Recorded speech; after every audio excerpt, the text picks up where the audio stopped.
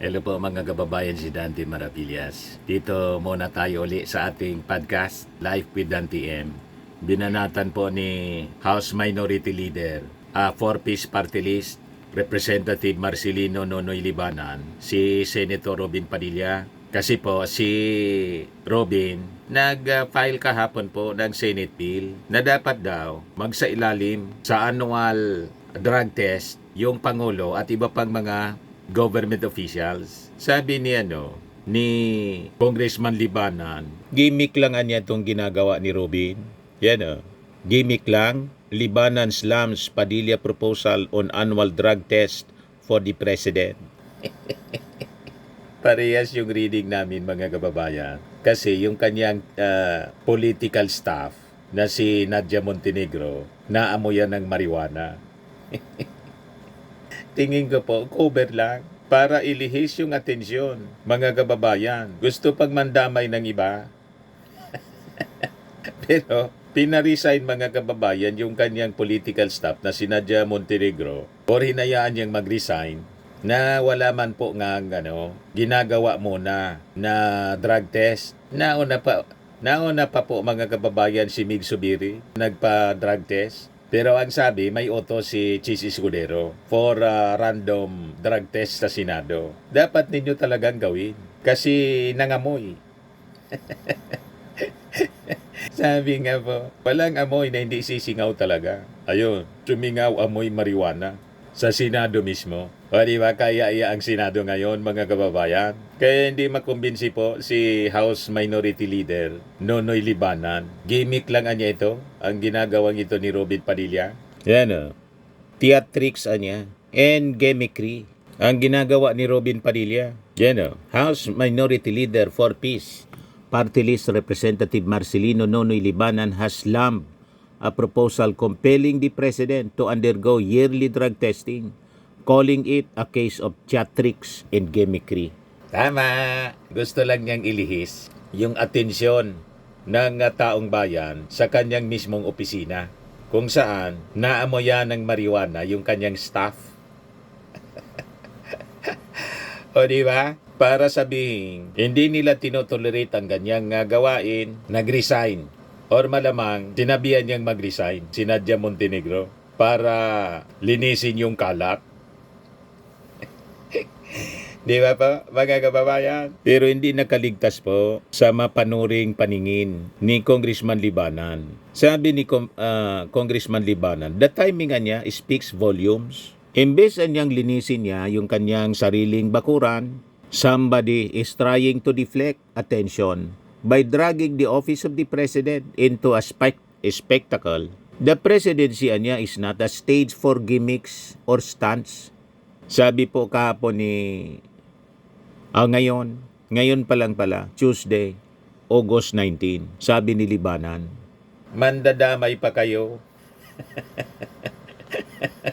Ito nga ginagawang Senate investigation po ng committee ni Marcoleta. Isa rin to.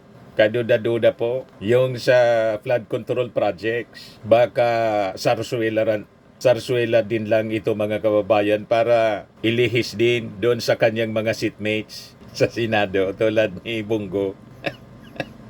Na yung utol mga kababayan nakakorner ng more than 320 million na flood control project sa Davao na hanggang ngayon binabaha pa rin. Saka si Chis Escudero, Senate President nila, at saka yung seatmate niyang si Joel Villanueva na ang sabi tumanggap ng 30 million, si Chis 30 million mula sa isang kontraktor na napangalanan ng ating Pangulong Bongbong na kasama sa mga nagpipiesta sa mga flood control projects, yung Centerways Construction. Si Joel Villanueva naman po, 20 million, galing sa isa ring kontraktor. Yan New San Jose Builders Incorporated, 20 million. Centerways Construction, 30 million kay Chis Escudero. Kay Bongo naman, mga kababayan, mahigit 300 milyong pisong flood control. 326 pala, hindi 350. 326 million.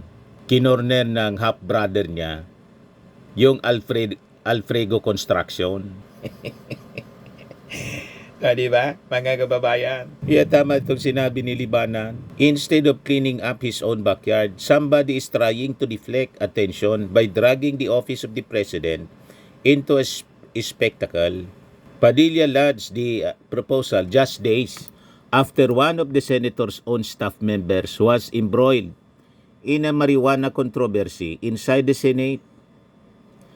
Padilla is a member of the so-called Duterte Bloc, which is a group of Marcos administration critics. Sabi po ni Congressman Libanan na ang kanyang opposition to the senator's proposal is not about shielding any individual, but about safeguarding the institution itself. Whoever sits anya as president, past, present, or future, must be spared from the indignity of being forced to undergo a drug test. To subject the presidency to such procedures diminishes not just the occupant, but the very office itself. Tama po, mga kababayan. Si Digo nga po, sinallenge noon the same challenge na ginagawa nila sa ating Pangulo. Pero hindi man po natulan ni Digo, pinagtanggol pa nga ni Harry Roque. Until today, despite his admission, mga kababayan, na gumagamit siya ng fentanyl, na isang uri ng droga, mga kababayan, na pinagbabawal ng mahigpit sa Amerika. Mismo ngayon si President Trump, inutusan yung military para labanan ang pagpasok ng fentanyl mula Mexico po. Kasi ang daming nadidisgrasya sa fentanyl po. You see? Yan si Trump. Off the streets, Trump to sign fentanyl bill to rid dealers.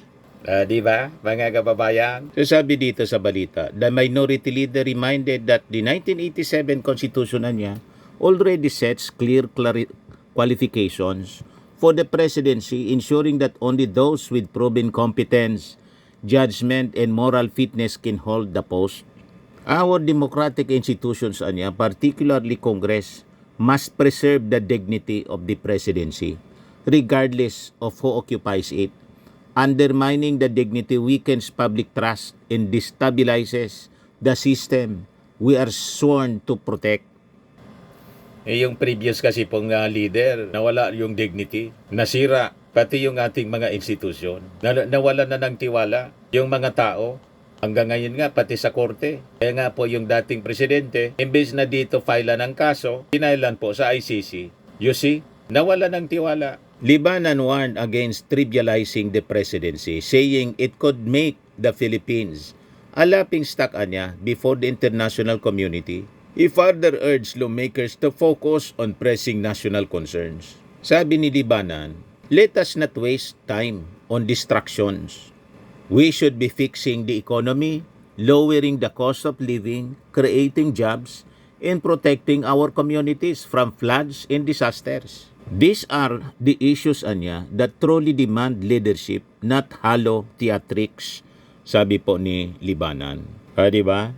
Pinangaralan, mga kababayan, ni Congressman Libanan na isang veteran lawmaker, mga kababayan, itong si Robin Padilla. Si Libanan, yung lead prosecutor po sa impeachment case laban kay Sara Duterte. Minority leader siya. Hindi man siya kakampi ng ating Pangulo. Minority nga eh. Kabilang siya sa oposisyon. Pero responsible opposition po itong si Libanan. O ngayon, yung biglang pag-resign, mga kababayan, ni Nadia Montenegro, lalong nagbigay ng duda sa mga tao. Bakit biglang nag-exit? Diba? At saka, pati yung credentials, question ng mga netizens. Paano niya naging political staff ng senador ni Robin Padilla, itong si Nadia Montenegro? Parehas po sila artista kasi. Yan siguro ang qualifications. Kakilala, parehas politiko.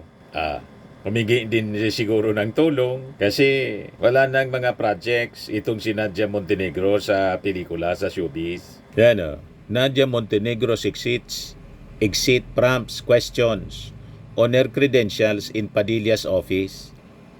Sabi dito sa balita ng Interaction, questions about actress Nadia Montenegro's qualifications as a staff for Senator Robin Padilla, an actor turned politician, were raised following the discovery of her salary grade. Noong Monday, kahapon, Padilla's office said it had received Nadia's written explanation and her resignation letter from her post as Political Affairs Officer 6 following allegations of her marijuana use in the Senate.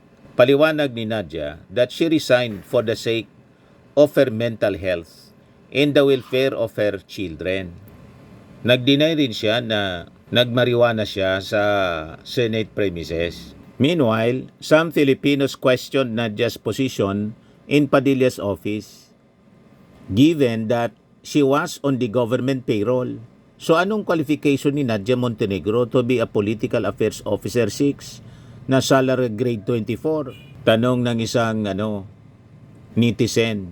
Sharing the screen grab of a copy from the website of the Department of Budget and Management. Ayan shared by JP.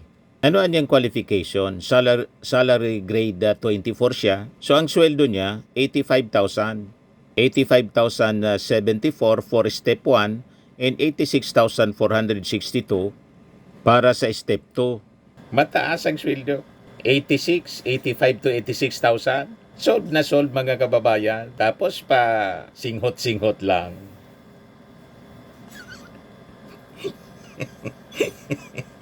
Pero hindi man po, nangamoy lang. At ang sabi, ang nakitang lumabas doon sa nangangamoy na banyo, si Nadia Montenegro. Yun ang report mula sa USA. Ang sabi, ang nag-suplong, staff ni nakaamoy, staff ni Ping Lacson. Ayun. O ngayon, biglang nag-exit si biglang nag-resign para siguro hindi na magulo at siyempre para isalba yung office ni Senator Robin Padilla na sabay file ng bill na gusto mandatory every year yung presidente, dinamay na yung presidente and all other officials. Mandatory drug testing. Imbes na ipa-drug test niya yung sarili niya muna.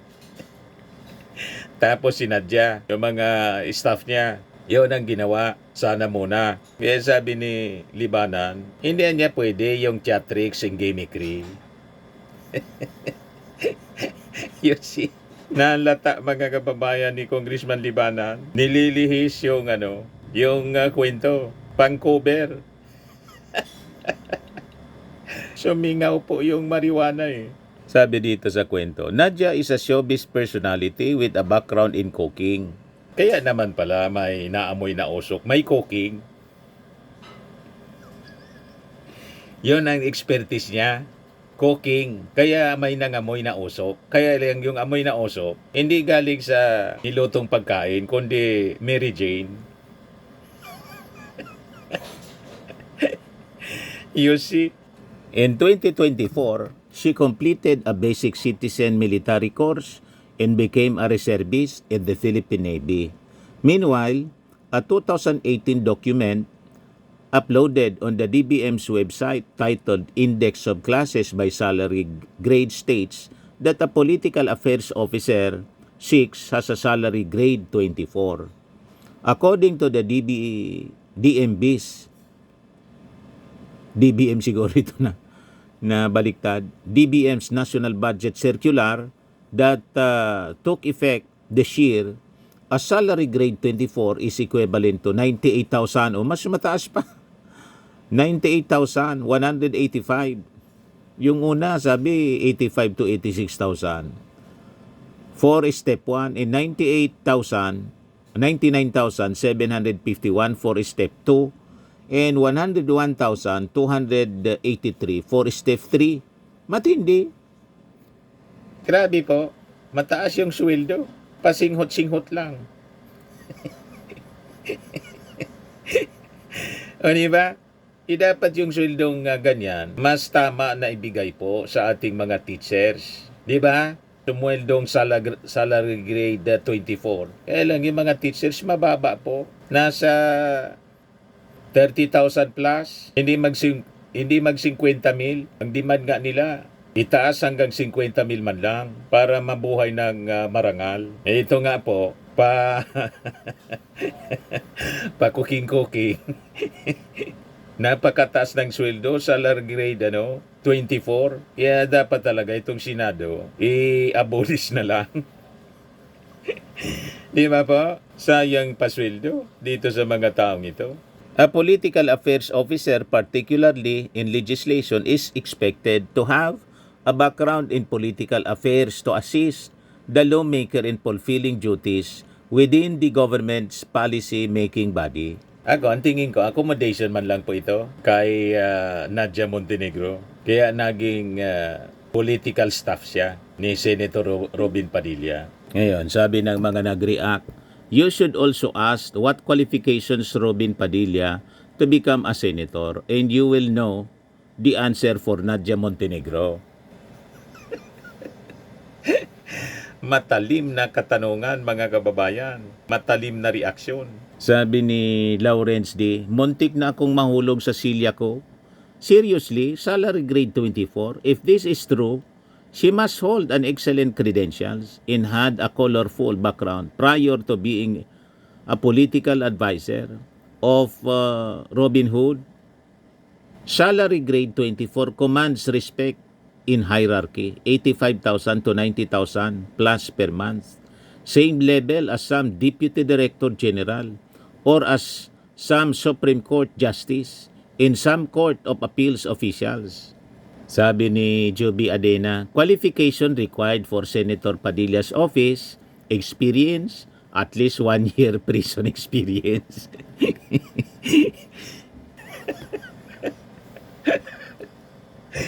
Loko talaga po ang mga netizen. Education should not have gone higher than grade 3. Preference, potheads, or stoner.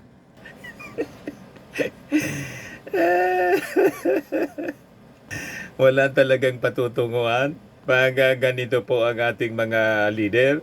Sabi ni Pitite Blanco, question first and foremost, why Padilla is in office without credentials? He was ignorantly voted into office but he knew fully well he has zero credentials to be a lawmaker. Sabi ni Aya Sanchez, kagaya ng amo niya, wale qualification, sweldo lang ng sweldo, galing sa pera ng mamamayan. Hay, kawawang Pilipinas. Sabi ni Daniel Iscleto, it is equivalent to a lawyer in some government offices, though that is discretionary on the part of the senator as it is a coterminous position. Sabi ni Limar Olak, laki ng sweldo ni Madam, sayang ng tax namin. Sabi ni Joe Harley Bermoy, mabuti ka pa Nadia Montenegro, may natira ka pang hiya. Pero ang iba dyan, kahit lantaran ng katiwalian, nagkukubli sa peking pangalan. Mary Grace Piatos, ayaw pa ring bumitaw sa kanyang tungkulin kahit marami at sangkatutak na ebidensya, ayaw pa ring bumitaw. Ang kapal ng muka na hindi dapat tularan ng iba, buti ka pa, naintindihan mo ang salitang walang hiya. Sabi ni Greg Atienza, siya ang dahilan kung bakit natalo ang mga artista noong nakarang eleksyon. Sabi ni Nopin, same question, same thing as why Senator Padilla became chairman of the Committee on Constitutional Amendments. Buti napalitan na ni Senator Kiko Pangilinan. Yan po mga kababayan yung sari-saring reactions ng ating mga netizens. Anyway, sana may matutunan po tayo dito sa mga kwentong ito mga kababayan na importante talaga ang pagpili ng mga tamang leader. Okay po? Para maayos po yung ating bansa. So itong ating programa mga kababayan, podcast natin at atid sa inyo nitong napakagandang product na binebenta natin online. I Am Amazing Pure Organic Barley powdered drink mix from Australia. Yung gusto po na mag-negosyo nito, mag-consume, mag-try po, mag-message lang po kayo sa amin. So lagi nating tatandaan mga kababayan, sa buhay, you become what you believe. Ako po si Dante Maravillas. Bye-bye. God bless.